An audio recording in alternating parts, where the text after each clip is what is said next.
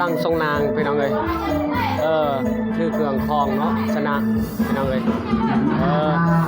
เป็นทรงเลยพี่น้องเลยมาเบิ่งมาเนาะอีกสักครู่เนาะมาเบิ่งกันพี่น้องเลยกำลังได้พี่น้องเนาะเกี่ยมแล้วเนาะพี่น้องเฮาพุ่นเนาะกำลังแล้วเนาะสิเริ่มเวลา8 โมงพี่น้องเลยมาส่งนางเนาะนางทางบ้านหน้าหลวงเนาะส่งไปหาบ้านท่านำพี่น้องเลยทางบ้านแก้งกี่เนาะเมืองเซโปนแขวงสวรรณเขตพี่น้องเลยกำลังแต่งฟังเนาะเพิ่นกำลังแต่งเฮาสิมาส่งทางบ้านหน้าหลวงไปส่งไปบ้านท่านำพี่น้องเลยเนาะเฮาอีกสักตัวได้เพียงเด้อจังหน่อยเอาพากันเบิ่งพี่น้องเลยเจ้าบ่าวกับเจ้าสาวมาสุดกับพี่น้องเนาะถ้าพี่น้องเฮาพี่น้องเฮามาเบิ่งกันเนาะคลิปนี้ให้พี่น้องกดไลค์กดแชร์ให้ด้วยพี่น้องเด้อ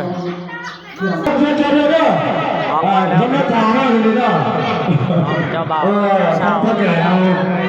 ำตัวเกี่ยวกับเรื่องของเนาะทำตัวใกล้น้องกันเนาะเขาสนใจ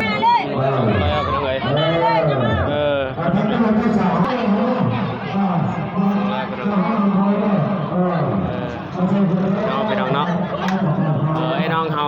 ทางสมแล้ว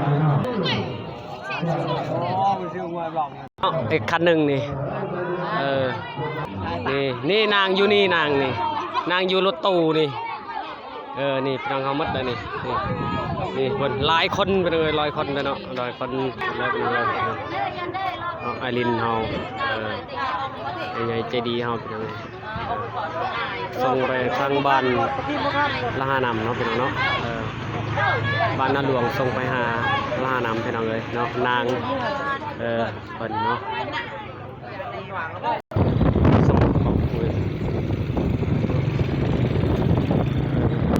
เส้นทางไปทางบ้านละหานำพี่น้องเลยเนาะฮอดบ้านมัดจีทางบริษัทสัตว์ปีเตอร์พี่น้องเลย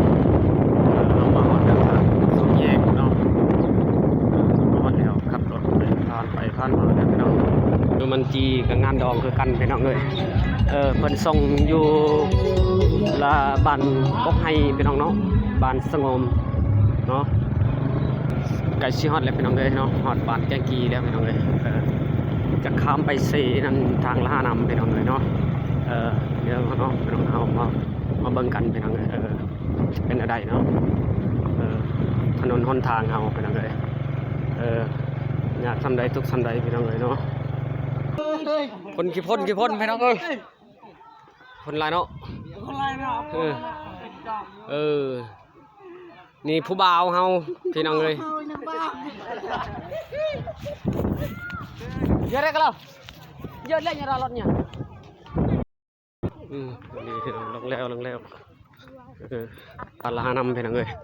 คุณลาน้ำเนาะข้ามไปเซอีกพี่น้องฟ้าแห้งเพื่อสีหอดพี่น้องเลยคนทำพี่น้องเลยเนาะไอลินเฮาเนาะไอใหญ่เจดีเฮาก็มาคือกันพูดพี่น้องเลยสุดยอดเลยคนทางโอ้ขี่รถให้บันนี้นี่นะครับไหนดงมันอ่ะอาบอนไหนมาแล้วเหือมาแล้วเนาะเหือไปฮับนางเลยเป็นยังไงคนมาแล้วเนาะขึ้นเนาะเป็นยังไงหลายนี่เนาะเหือจอดมาหอดจอดถึงแล้วเป็นยังไงเนาะว่าคนนี้เนาะ พี่น้องเฮาเนาะขึ้นมาแล้วพี่น้องเอ้ยข้ามเหือแล้วเนาะกับเจ้าบ่าวเจ้าสาวเยอะดงถ่ายลงยักษ์ไว้เนี่ยดิโจ๊กขับเรือเนาะ2 คันเนาะ2 คันคนมาหับแต่ฮอดแล้วคนทางพี่น้องเอ้ยพูดพี่น้องหน่อยเนาะขึ้นแล้วกำลังขึ้นมาทั้งพังเซแล้วเป็นไงเนาะ นางเฮาบ่าวเจ้าสาวเขาลำเพิ่นขึ้นก่อนพี่น้องนี่เจ้าของเนาะพี่น้องเอ้ยคันนั้นก็เต็มเนาะเหือเนาะพี่น้องเนาะสุดยอดเลยหลายคนพี่น้องเฮาหมดเนาะกำลังสิแห่ขึ้นมาพี่น้องเอ้ยหลายคนแท้เนาะเพิ่นมารับเอาหมดแล้วพี่น้องเอ้ยใกล้สิฮอดแล้วเนาะ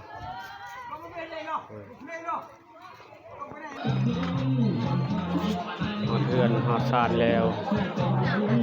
เจ้าบ่าวเจ้าสาวพี่น้องเนาะ